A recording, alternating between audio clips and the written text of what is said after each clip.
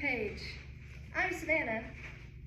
And I'm Addie. And today we are going to be explaining the arthrokinematics of the wrist in both open and closed chain exercises, including wrist flexion, wrist extension, ulnar deviation, and radial deviation. So on the skeleton, we have the convex portion and the concave portion. The convex portion is made up by the carpals of the hand. The concave portion is made up by the ulna and the radius.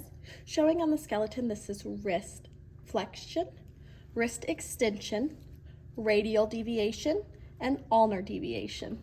Wrist extension and wrist flexion movement happens in the sagittal plane along the frontal axis. Ulnar deviation and radial deviation movement happens in the frontal plane along the sagittal axis.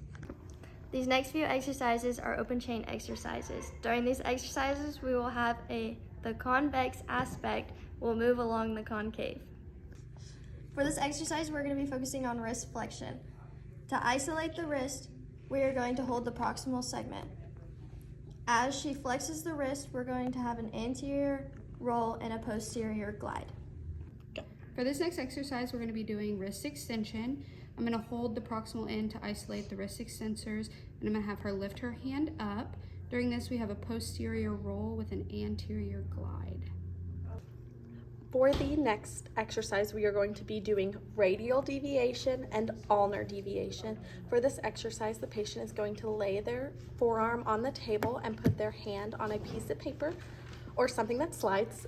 For radial deviation, the hand is going to turn towards the radius, and with that you get a lateral roll and a medial glide.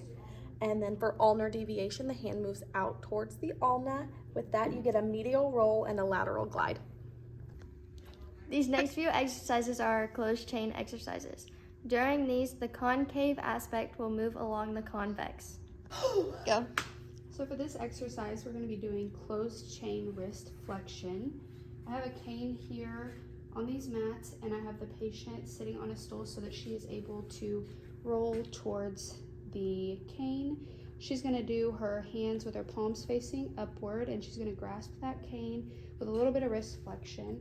She's going to slide and pull herself towards the cane in order to strengthen those wrist flexors. And this is going to be an anterior roll and an anterior glide. Okay, for this next exercise, we are doing closed chain wrist extension. For this exercise, we're going to have the patient on the low mat. We're going to have her walk out into a plank.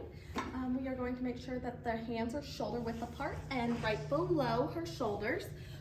Making sure her abdominals are squeezed with a nice neutral back, where you're going to have her go ahead and lower down to the mat, keeping those elbows as close to the side as possible, and come back up. For wrist extension and closed chain, we have a posterior roll and a posterior glide. Our next exercise is for radial deviation. For this exercise, we want the patient to grab onto the bar, keeping this elbow bent, trying to get the shoulder over the hand.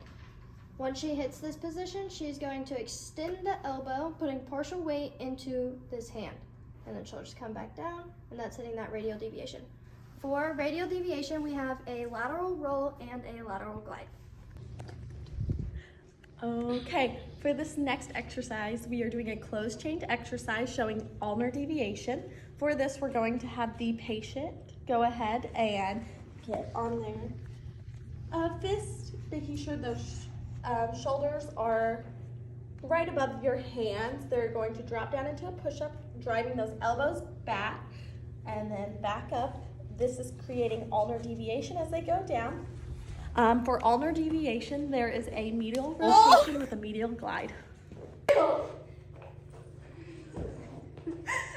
And this concludes our video on the arthrokinematics of the wrist. Hope you all enjoyed.